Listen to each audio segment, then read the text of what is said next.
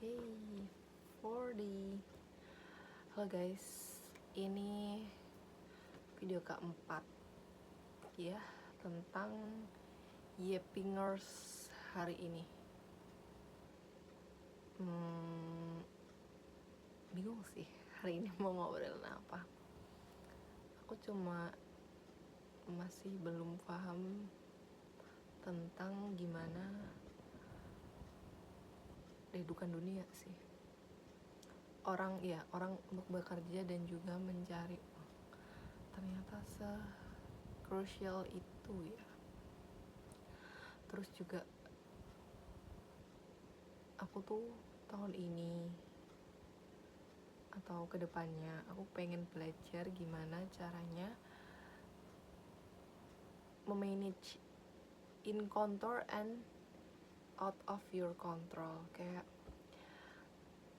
kalian pernah gak sih merasa kadang asumsi atau pendapat orang lain kan harusnya menjadi opsional atau saran yang nanti akhirnya mau kita pakai atau enggak.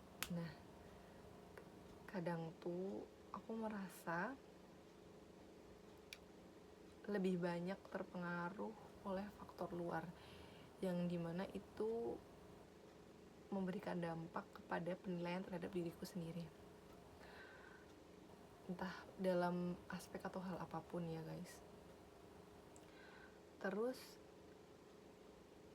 aku sebenarnya juga ingin menghilangkan untuk secara personal ya, bukan untuk bidang profesional misal bekerja ataupun ataupun bidang kreativitas atau apa. Aku tetap mau berasumsi, coba untuk personally aku ingin menghilangkan kebiasaan untuk berasumsi terhadap pemikiran, pendapat ataupun reaksi orang lain. Dan menyebalkannya, aku tuh mudah bereaksi dengan hal tersebut. Jadi kadang kayak ya spontanitas gitu, jadi kayak langsung bereaksi gitu kan. Aku pengen banget menghilangkan hal tersebut, cuman ya mungkin butuh waktu dan waktu yang lumayan ya. Terus apa lagi ya, itu sih jujur aku hari ini benar-benar agak bingung mau ngomong apa. Terus juga kalian kalau berteman tuh suka kayak gimana sih guys? Aku merasa sekarang tuh di fase nyaman tapi juga sepi, tapi juga sedih, tapi juga senang juga. Gak tahu sih, agak campur aduk ya. Cuman gimana ya, kayak semakin dewasa itu semakin untuk privately itu semakin lebih kecil, lingkupnya pengen lebih kecil dan yang bisa dipercaya. Dan maksudnya dipercaya itu adalah dia paham kondisi kita juga paham kondisi mereka, dan nggak perlu ada batasan-batasan yang mana yang boleh dan mana yang tidak gitu. Tapi secara nggak tertulis aja, nggak harus nggak harus hitam dalam putih gitu loh. Cuma kadang susah sih, karena kan namanya manusia ya, kita kan kadang ada yang terikat secara emosional, dan jujur itu sedikit melelahkan sih. Tapi kadang hati nurani itu bukan mengambil mana yang bermanfaat dan paling mudah, tapi mana yang memberikan impact emosional yang paling kuat gitu kan. Aku juga sedang belajar dan ingin bisa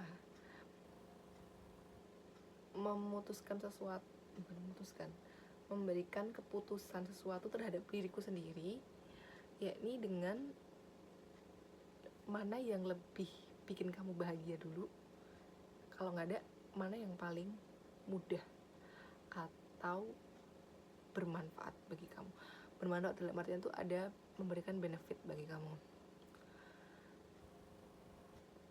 Makanya banyak kan di beberapa kasus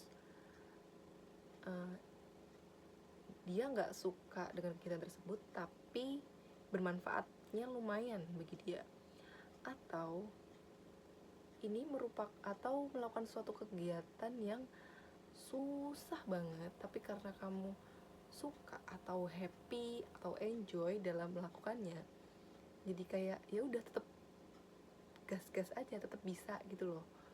Itu sih. Dan itu nyortirnya lumayan susah ya, mungkin bagi orang-orang yang punya perasa yang lebih daripada yang lain tuh pasti lebih milih yang emosional dan mengesampingkan kebermanfaatan dan kesenangan, apalagi kesenangan diri sendiri ya. Jadi kayak VT-nya Dr. Andreas yang bilang tentang menghangatkan orang lain tapi membakar diri sendiri.